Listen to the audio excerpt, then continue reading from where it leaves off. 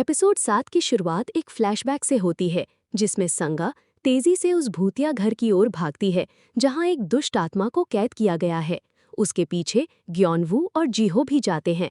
जैसे ही ग्योनवू अंदर दाखिल होता है, दरवाजा जीहो के पहले ही बंद हो जाता है। अंदर दुष्ट आत्मा ग्योनवू के शरीर में प्रवेश कर जाती है। संगा को पता चलता है कि यौम हुआ ने ग्योनवू को ही आत्मा के अंतिम बलिदान के रूप में चुना है। मजेदार बात यह है कि आत्मा को संगा बहुत पसंद आ जाती है। जब भी वो संगा को छूती है, ग्योनवू थोड़ी देर के लिए खुद में लौट आता है। आत्मा ये बात समझ जाती है और एक खेल का प्रस्ताव रखती है, छुपन छुपाई।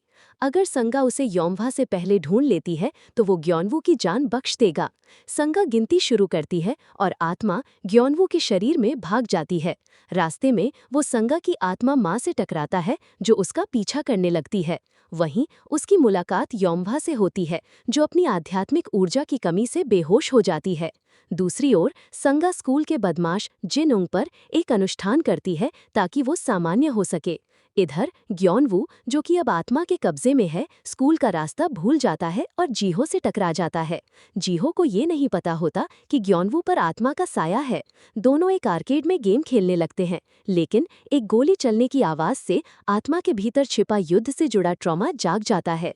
उसी वक्त संगा वहां पहुंचती है और ग्योनवू का हाथ पकड़कर उसे आत्मा समझते हुए प्रार्थना करती है कि वो ग्योनवू को छोड़ दे। वो कहती है कि ग्योनवू उसका पहला प्यार है।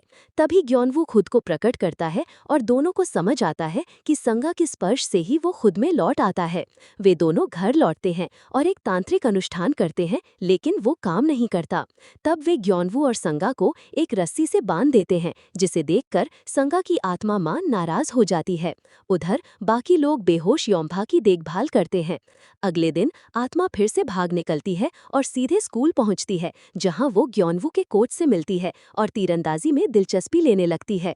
जीहो जल्दी समझ जाता है कि ये ग्योनवू नहीं है और उसे जोर से लात मारता है। उसी वक्त संगा वहां पहुंचती है।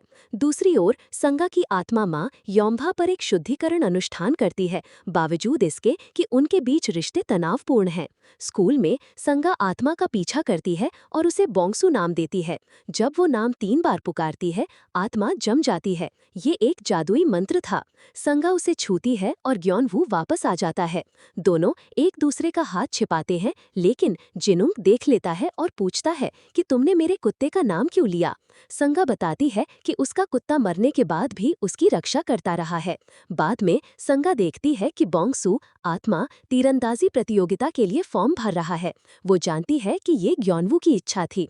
छत पर ग्योनवू संगा को बताता है कि उसने बोंगसू से समझौता किया है। स्कूल के समय में आत्मा उसके शरीर का इस्तेमाल कर सकती है, बशर्ते वो तीरंदाजी कर सके।